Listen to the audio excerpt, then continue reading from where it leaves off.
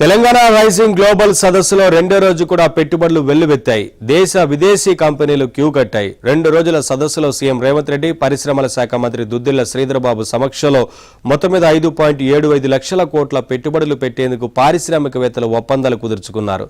సదస్సులో తొలి రోజు 2.43 లక్షల కోట్ల పెట్టుబడులు పెట్టేందుకు ఎంఓయూలు కుదుర్చుకోగా రెండో రోజు ఏకంగా 3.32 లక్షల కోట్ల పెట్టుబడుల కోసం ఒప్పందాలు కుదిరాయి.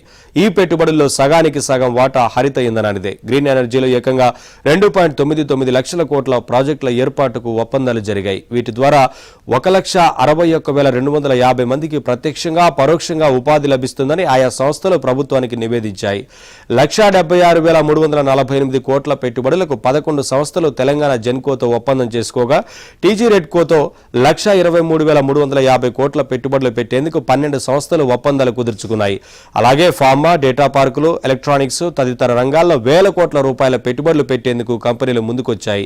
రాష్ట్రంలో ఏకంగా 10,120 మెగావాట్ల పంప్డ్ స్టోరేజ్ జల విద్యుత్ కేంద్రాలతో పాటు 3,000 మెగావాట్ల సామర్థ్యం కలిగిన సోలార్ ప్లాంట్లు పెట్టనున్నారు.